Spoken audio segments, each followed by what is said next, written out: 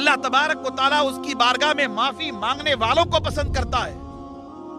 اللہ تبارک و تعالیٰ اس کی بارگاہ میں رجوع کرنے والوں کو پسند کرتا ہے، لوٹنے والوں کو پسند کرتا ہے. اللہ تبارک و تعالیٰ کو توبہ سے بھی محبت ہے اور توبہ کرنے والوں سے بھی محبت ہے. اللہ کی بڑی عجیب و غریب شان ہے.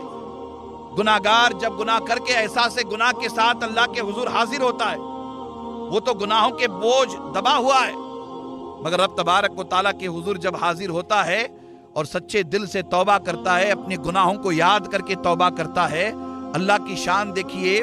ہمارے بڑے سے بڑے گناہوں کو اللہ توبہ کی وجہ سے، معافی مانگنے کی وجہ سے سارے گناہوں کو رب تبارک و تعالیٰ معاف فرما دیتا ہے. رب تبارک و تعالیٰ یہ نہیں دیکھتا کہ یہ کتنا بڑا گناہگار ہے. اللہ کی بارگاہ میں یہ نہیں دیکھا جاتا کہ ہم آپ کتنے بڑے گناہگار ہیں. ارے جن کی زندگی پوری گناہوں میں گزری، اگر ایسے بھی لوگ اللہ کے حضور پہنچ کر کے سچے دل سے توبہ کرتے ہیں، سچے دل سے معافی مانگتے، تو رب تبارک و تعالیٰ ان کے عمر بھر کے گناہوں کو بھی معاف کر دیتا ہے. اس کی شان بڑی نرالی ہے، اس کی شان بڑی نرالی ہے. حضور نبی اکرم صلی اللہ تعالیٰ علیہ وآلہ وسلم ارشاد فرماتے کہ سجدہ کرنے والوں کے سجدے تو اپنی جگہ بہت اللہ کو عزیز ہیں.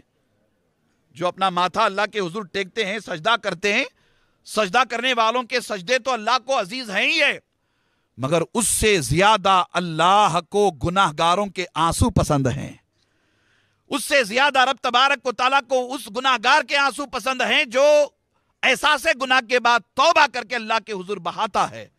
اللہ تبارک و تعالیٰ کو اس کے وہ آنسو پسند ہیں.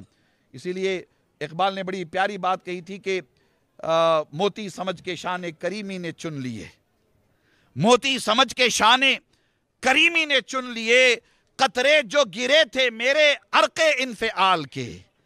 یعنی گناہگار کے آنسو جب رو کر کے کوئی گناہگار گناہ کر کے اللہ کے حضور حاضر ہوتا ہے اور اسے احساس گناہ ہوتا ہے اور وہ توبہ کرنے لگتا ہے، اللہ کے حضور معافی مانگنے لگتا ہے اور معافی مانگتے مانگتے وہ رونے لگتا ہے، اور اس کے آنسو جب زمین پر گرتے ہیں تو اللہ تبارک و تعالیٰ اس کے آنسوں کو، یعنی اللہ کی رحمت اس کے آنسوؤں کو موتی سمجھ کر کے چن لیتی ہے، موتی سمجھ کر کے چن لیتی ہے.